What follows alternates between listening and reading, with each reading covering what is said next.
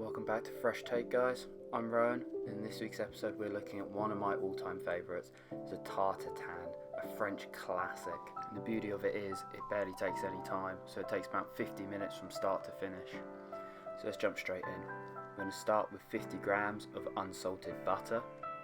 We've got 100 grams of sugar, so it's a 1:2 ratio. We've got 2 cinnamon sticks, 2 Star Anise, and 1 vanilla pod. Nice spices going through this for the apples. So the apples that we're using are Braeburn apples. Make sure they're Braeburn. Not sure why, but they work the best. I think it's to do with their moisture content.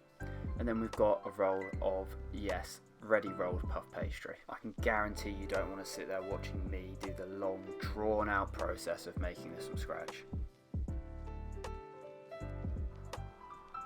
So we're going to start off with our apples. I want to show you a very specific way of doing this. It's the way that I've been taught to do it, and I think it makes an amazing Tarte Tatin. So we're going to peel the apples using a speed peeler. If you don't have one of these, I really recommend you get one. They're perfect. Stand by for some amazing editing skills. What was I thinking? So we're just going to cut these in half, straight through the core. Then using a Parisian scoop or a melon baller, we're going to scoop out the cores.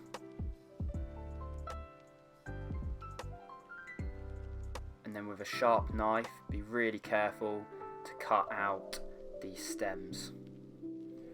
I was taught this method at a 2-star, so you can see why the apples are prepped so precisely.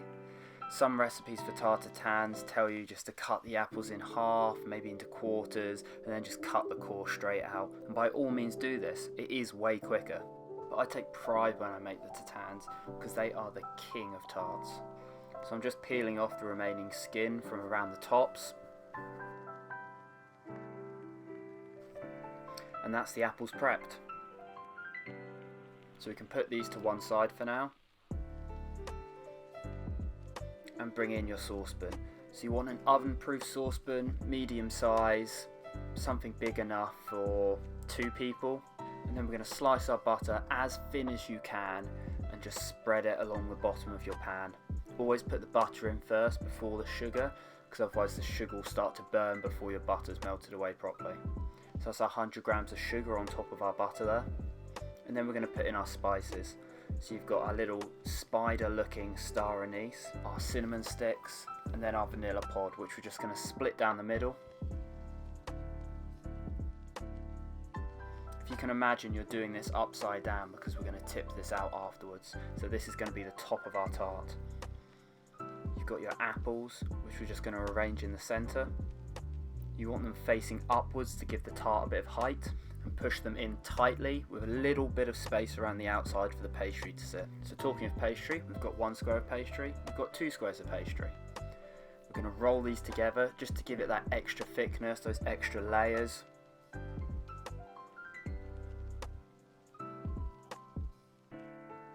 And then using our pan as a template, we're going to cut a circle around it, giving yourself probably 1 centimetre, 2 centimetres around the edge as excess. Obviously it doesn't need to be perfect. This isn't perfect. I'm just going to put that to one side.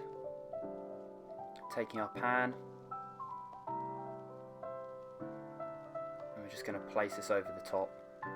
You really want to push down those edges so they're in contact with the sugar and butter underneath, trying to curve it underneath the apples.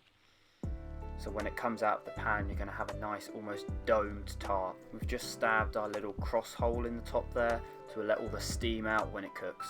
So we're going to put this on the stove, medium heat, constantly pushing down those edges until you have a nice emulsified light golden caramel. You have to be confident here to take the caramel far enough as to get that dark, beautiful caramel at the end, but not too far as it will burn in the oven. I've been there, it's heartbreaking.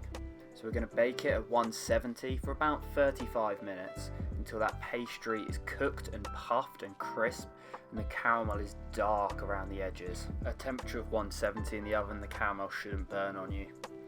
At the moment feared by all pastry chefs, trying not to spill burning hot caramel all over your hands.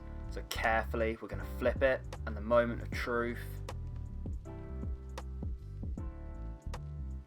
Oh yes, beautiful.